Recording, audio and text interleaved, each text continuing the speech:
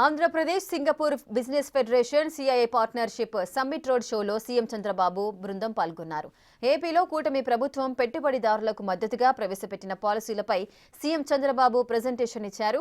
ఆంధ్రప్రదేశ్లో capital నిర్మించేందుకు Singapore సహకారం అందించాలని ఆయన విజ్ఞప్తి చేశారు. గతంలో ఉమ్మడి ఆంధ్రప్రదేశ్ సీఎంగా ఉన్నప్పుడు హైదరాబాద్లో ఐటీ అభివృద్ధి చేసేందుకు సింగపూర్ సహకారం అందించిందన్నారు. అదేవిధంగా ఏపీలో రాజధాని నిర్మాణానికి సహకారం అందించాలని చంద్రబాబు కోరారు. Have any capital. I promise to the people I am going to build city just like Singapore. That is my commitment. I will build it. That is what I promised. After election I came straight away to Singapore. I requested the then government, even present government Singapore. Immediately they promised me tenders, all these things, procedure will take place. We will do the work with free of cost. That is our commitment because of friendship. That is what they promised. Within 4 months or 5 months they delivered.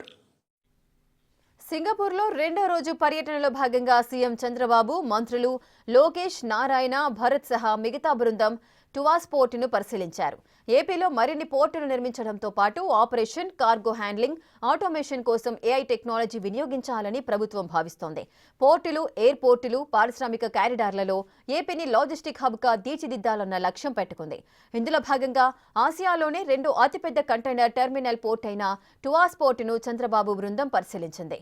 ఇక్కడ వినియోగిస్తున్న టెక్నాలజీని అధ్యయనం చేశారు. అనంతరం Port of Singapore Authority regional CEO విన్సెంట్తో చంద్రబాబు భేటీ అయ్యారు. AP పోర్టులను Singapore భాగస్వామ్యంతో అంతర్జాతీయ స్థాయిలో తీర్చిదిద్దేందుకు చేపట్టాల్సిన చర్యలపై చర్చించారు.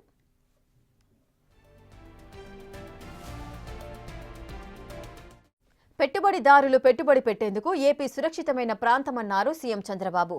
అమరావతితో పాటు ఆంధ్రప్రదేశ్ అభివృద్ధికి ఇన్వెస్టర్లు ముందుకు రావాలన్నారు. రాష్ట్రంలో పెట్టుబడులు పెట్టాలని చంద్రబాబు సూచించారు.